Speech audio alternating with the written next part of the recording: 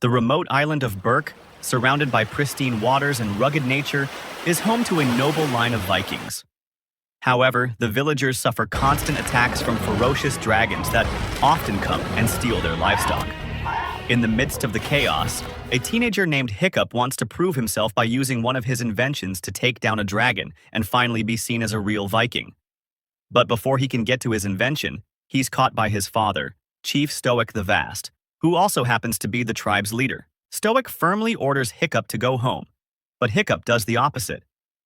He runs to the blacksmith shop where he works as an apprentice to Gobber to grab the invention, but Gobber simply tells him to get back to polishing weapons. What have we got? Grunkles, Nadders, Zipplebacks, Skrells, Snorty Spotted and Monstrous. After reviewing the types of dragons attacking the village, Stoic instructs the Vikings to protect the livestock and keep an eye out for Night Furies, a rare and dangerous dragon that no one has ever seen and lived to tell the tale. Back to Hiccup, who spots a group of teens around his age. They are the ones chosen for the next dragon training. The group includes the twins Roughnut and Toughnut, Fishlegs, Snotlout, and Astrid, the tough, skilled Viking warrior whom Hiccup secretly has a crush on. What? Frustrated, Hiccup tells Gobber he wants to go out and make his mark, prove himself, impress Astrid, and finally make his father proud. But Gobber tells him Astrid is a real Viking, and that Hiccup doesn't even know how to swing an axe. Hiccup insists his invention works, but when he demonstrates, it misfires, causing a ruckus in the shop. Still, Hiccup refuses to give up. He's determined to take down at least one dragon. Then Hiccup hears a strange roar and believes it could be the Night Fury. Gobber grabs his sword and tells Hiccup to stay put. But Hiccup doesn't listen. He sneaks out, takes his new invention, and fires a net into the sky. Amazingly, it works. He actually hits the Night Fury. Just then, another dragon spots him and gives chase. Stoic sees the danger and immediately comes to his son's rescue.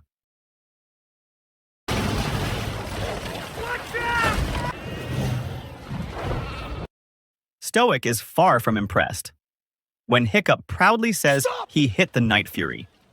Stoic doesn't share his excitement. Instead, he scolds him bitterly, saying that every time he gets involved, disaster follows, especially now that the dragons have raided their livestock and winter is fast approaching. Then, he tells Gobber to take Hiccup home. The teens don't miss an opportunity to mock Hiccup. On his way home, Hiccup vents his frustration to Gobber, expressing how badly he wants to make his father proud, but complains that Stoic never gives him the chance to prove himself. The point is, stop trying so hard to be something you're not. Meanwhile, Stoic leads a council meeting as the Vikings voice their growing fear about the dragon attacks and the loss of their livestock. Stoic reassures them not to be afraid, promising that the problem will be solved once they locate the dragon's nest and destroy it for good. He motivates the Vikings, reminding them that they are the descendants of the finest dragon fighters the world has ever known. So are we really gonna pack up and go home while these bloody beasts are still a threat to all of our lands? Is that who we are? Is it? He then turns to the village elder, Gothi, for a sign to confirm if now is the right time to find the nest. After a brief pause, she nods. Stoic wastes no time. He orders the Vikings to prepare the ships. He then asks Gobber to train the new recruits since he won't be around. Gobber gently suggests that Hiccup has plenty of free time now and that it would be good for him to learn how to fight dragons alongside the others. Stoic, however, is not convinced that Hiccup is serious about becoming a Viking. More than anything. Believe it or not, that young man actually wants to make you proud. Eventually, Gobber manages to convince him, and Stoic reluctantly agrees. Later that day, Hiccup sneaks out of his house and heads deep into the woods to find the Night Fury he believes he hit last night. He notices a broken branch along the path and decides to follow it. To his surprise, he finds the Night Fury lying motionless. Hiccup draws his knife and approaches quietly, thinking the dragon is dead. But he's not. As Hiccup raises his knife to strike, the Night Fury closes his eyes, seemingly accepting his fate. But Hiccup can't go through with it. Instead, he cuts the ropes and frees the dragon. The Night Fury immediately lunges at Hiccup and lets out a deafening roar. He tries to fly away but fails. His tail is broken. That night, Hiccup returns home and is greeted by his father. Stoic tells him that he has enrolled him in the dragon training program. Definitely not something Hiccup wants. But Stoic simply says, "It's time." He also tells Hiccup that he'll be away for a few days before leaving. The next day, the dragon training program begins, known as the Trial of Flame, where future Vikings and chiefs are forged. The teens enter the arena, awestruck by it all. Hiccup joins them but is mocked once again. Let him in. I guess Daddy pulled some strings, huh? Aren't you two like a little old to be here? Moments later, Gobber arrives and informs the trainees about the trials they'll face. At the end of the Trial of Flame, the one who scores the highest across all the rounds will earn the honor of killing a dragon before the entire village. Aren't you gonna, teach us something first? Gobber releases a gruesome gronkle and tells the teens to grab shields. The first test is about defense and survival. He instructs them to make as much noise as possible, revealing that loud sounds disorient the gronkle, throwing off its senses. The twins get eliminated. Soon after, Fishlegs and Snotlout are knocked out as well. Only Hiccup and Astrid remain. While Astrid fiercely holds her ground, Hiccup gets distracted admiring her. In the process, he gets cornered by the gronkle. Gobber intervenes just in time and locks the dragon back up. He scolds Hiccup harshly, reminding him that dragons always go for the kill, even if unprovoked. This leaves Hiccup confused. He wonders why the Night Fury didn't kill him when it had the chance. Determined to find answers, Hiccup returns to the forest and spots the Night Fury down in a pit, trying and failing to fly. Curious, Hiccup begins sketching the dragon in his notebook. He notices that one of the tail fins is missing. As he laments this, he accidentally drops his pencil, catching the dragon's attention. That night, Gobber gathers the trainees and tells them to reflect on their mistakes during training. Hiccup joins the group, albeit a little late. Gobber then takes out the Book of Dragons, a massive volume that contains detailed information about every known dragon species. The teens seem uninterested, except for Astrid and Fishlegs, who have already read the entire book. After the others leave, Hiccup goes up to Astrid and blurts out that maybe everyone's wrong about dragons, that they might not be as dangerous as they think. This angers Astrid. She sharply replies that, unlike Hiccup, who has a chief for a father, she comes from nothing. She declares that her goal is to wipe out every dragon and become chief herself. I don't doubt it. Actually, I think my dad would be thrilled. Stay out of my way, Hiccup. Later, Hiccup flips through the Book of Dragons, learning about the various species and their powers. He notices a disturbing pattern. Nearly every page has the same warning: extremely dangerous. Kill on sight. Then he turns to the section on the Night Fury, only to find it blank. There's no record of it at all. Meanwhile, far away, Stoic and the other Vikings steer their ships deep into the thick fog, inching closer to what they believe is the dragon's nest. Just then, a swarm of dragons ambushes them mid-sea, throwing the mission into chaos. Back at the village, it's the second day of the Trial of Flame. Today, the teens face off against a deadly natter. Gobber warns them that this one is fast and aggressive. He instructs the teens to look for a blind spot. As the dragon charges, Hiccup gets into trouble. Astrid notices and quickly saves him, then bravely fights the natter herself and eventually forces it back into its cage. She then turns to the group and urges them to start taking the training seriously. Figure out which side you're on.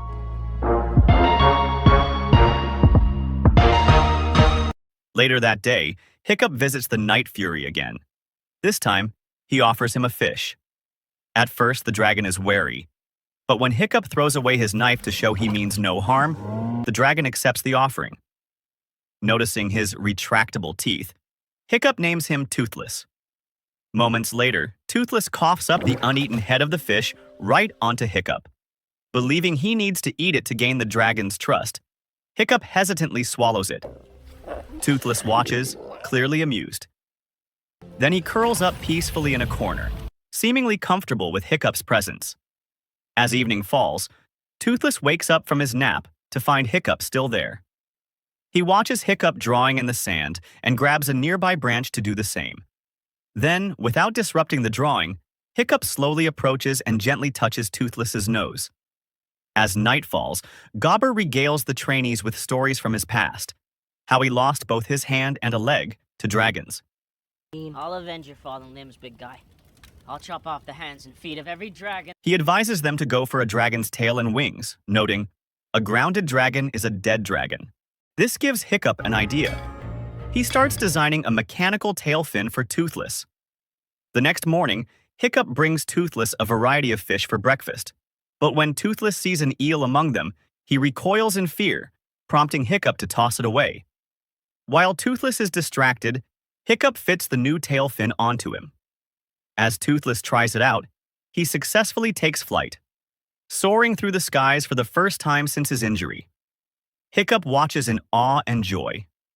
Now it's time for the third round of the Trial of Flame.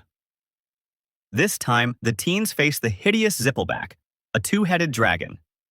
Gobber explains its trick. One head spits gas, the other ignites it.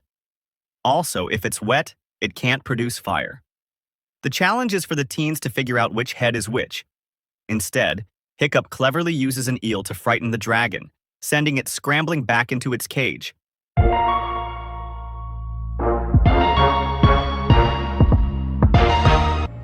Over the next few days, Hiccup builds new gear to help him ride and guide Toothless more smoothly. With one natural tail fin and the other now mechanical, Toothless depends on Hiccup to stay balanced in the air. As they train together, their bond grows stronger. During one flight, however, they lose balance and crash land in a meadow full of dandelions, causing Toothless to sneeze. This sparks an idea in Hiccup.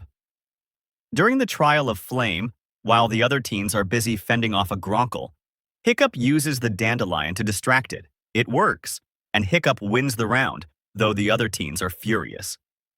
That afternoon, Hiccup discovers that scratching a certain spot on Toothless's neck puts him to sleep. Later, when the teens face the Natter again in a later round, Hiccup uses that knowledge to distract it, securing another win.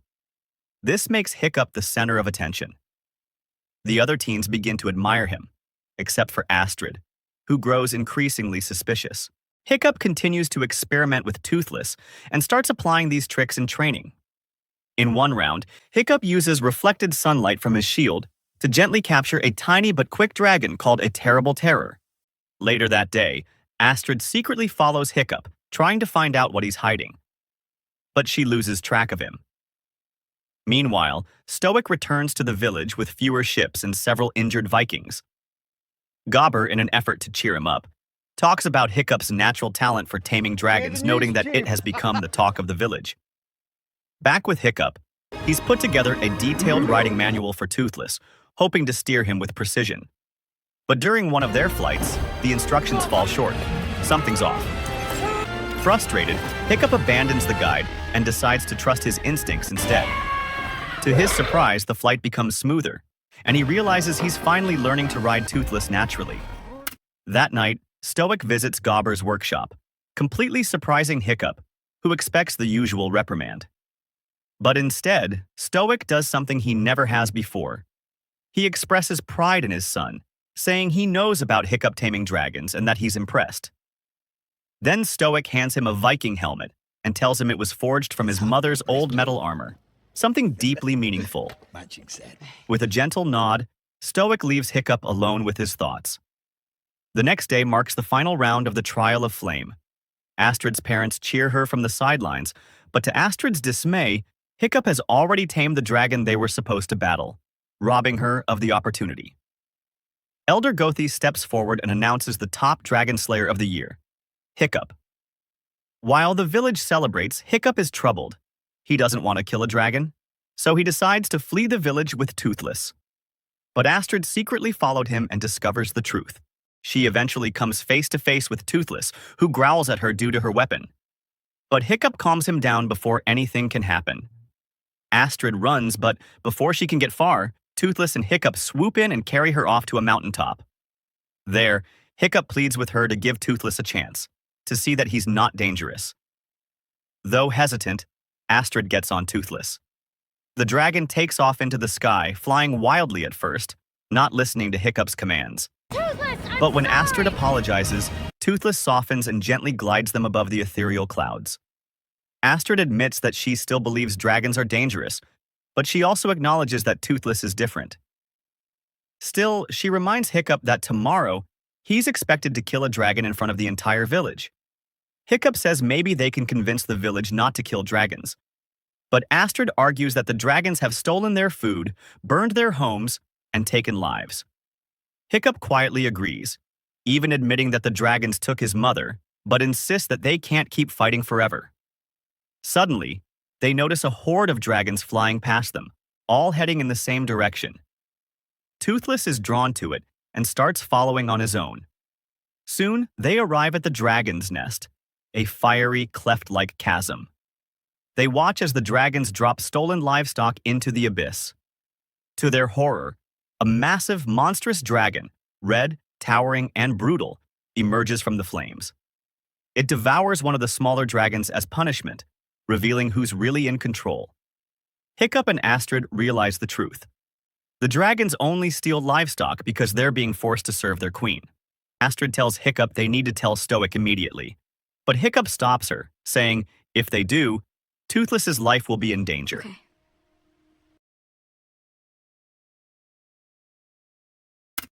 Next morning, the long-awaited village tradition has finally arrived. But Hiccup is overwhelmed with nerves, torn between doing the right thing and not disappointing his father.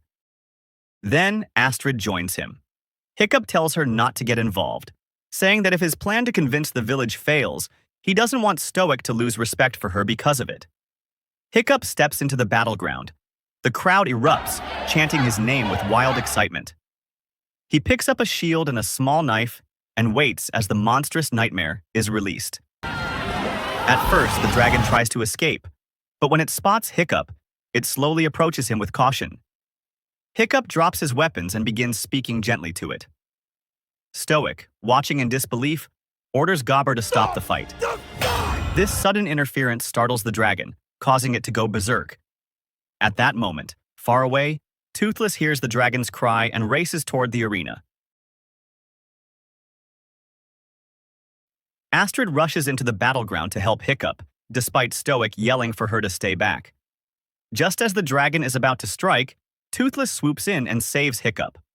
But now, the villagers, panicked and afraid, storm the arena to attack the Night Fury, much to Hiccup's dismay. Stoic arrives and confronts Toothless directly. They clash, but Toothless quickly gains the upper hand, until Hiccup begs him to stop. He does, allowing the Vikings to capture him. Hiccup pleads with his father to let Toothless go, but Stoic erupts in anger. He reminds Hiccup that dragons took his mother and killed hundreds of Vikings. But Hiccup stands his ground, arguing that they have killed thousands of dragons and that dragons are only defending themselves. In the heat of the moment, Hiccup slips up, mentioning that the dragons have a queen in a hidden nest, and if they don't bring her enough food, she punishes them. Stoic, stunned, asks if Hiccup has seen the nest. Hiccup reluctantly admits he has, and only got there with Toothless's help. You're throwing your lot, and with that... Stoic orders the Vikings to prepare the ships. Toothless is taken with them, against his will. Later, Astrid finds Hiccup, who is filled with guilt. He reveals that he accidentally exposed the dragon's nest and wonders aloud that if he should have killed Toothless back in the woods when he had the chance.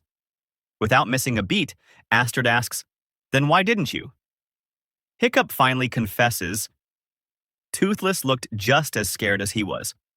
Meanwhile, Stoic and the Viking fleet sail once again into the fog. Gobber isn't convinced this time will be any different. Back in the village, Hiccup turns to the other teens for help. Together, they decide to save the Vikings and Toothless. But with all the ships already gone, Hiccup suggests a bold plan. They'll ride the very dragons they once trained to fight against. Meanwhile, Stoic and the others reach the nest. As they advance, all the dragons flee.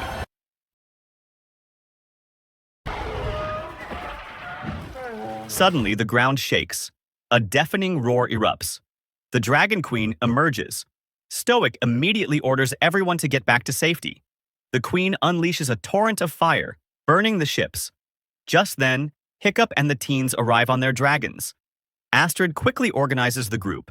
She tells Fishlegs and Snotlout to find the dragon's weak spots and make as much noise as possible, while the twins are instructed to make it as angry as they can. Hiccup and Astrid spot Toothless in chains. Astrid drops Hiccup onto the burning boat, and he tries to free him. Meanwhile, Fishleg soon realizes something horrifying. The queen has no blind spot. At that moment, Snotlout falls from his dragon and lands directly on the queen's head and tries disorienting her. But in the chaos, the ship with Hiccup and Toothless is knocked into the water. Hiccup tries to save Toothless, but he's pulled back to surface, until Stoic dives in and frees the dragon himself. As Hiccup rushes to Toothless, Stoic stops him. I'm proud to call you my son. The twins rescue Snotlout, while Astrid bravely distracts the queen. When her dragon's tail gets caught, she leaps straight into the queen's mouth to save it. Moments later, Toothless swoops in and pulls Astrid out just in time. Hiccup and Toothless rise into the sky. Together, they use their speed and precision to lure the queen into diving. Toothless's tail fin catches fire, and Hiccup comes up with a plan. They dive straight into the queen's mouth and blast a powerful fireball. The explosion causes the queen to burn from within and crash into the side of the mountain, while Hiccup is accidentally knocked into the fiery pit below. Without hesitation, Toothless dives after him. Silence falls. Stoic and the others gather around Toothless, lying still. Stoic begins to mourn his son, until Toothless slowly spreads his wings, revealing Hiccup in his arms, alive. Stoic, moved beyond words, thanks Toothless. A few days later, Hiccup regains consciousness. Toothless, lying beside him, perks up at the sight of his friend waking up. Hiccup soon realizes he has lost his left leg, but Toothless nudges him gently, offering support. When Hiccup opens the door, he finds something incredible. Dragons now soar through the skies of Berk, flying freely among the villagers. Stoic joins him, smiling. He casually mentions that, since they lost their ships, the dragons have made great substitutes. Turns out riding dragons is kind of rode a dragon? magical. Astrid appears and kisses Hiccup. Then Gobber arrives with a surprise. A new tail fin for Toothless, specially designed to sync with Hiccup's new prosthetic leg, making it possible for them to fly together once more. And so, with a fresh bond forged between Vikings and dragons, Hiccup and Toothless take to the skies once again.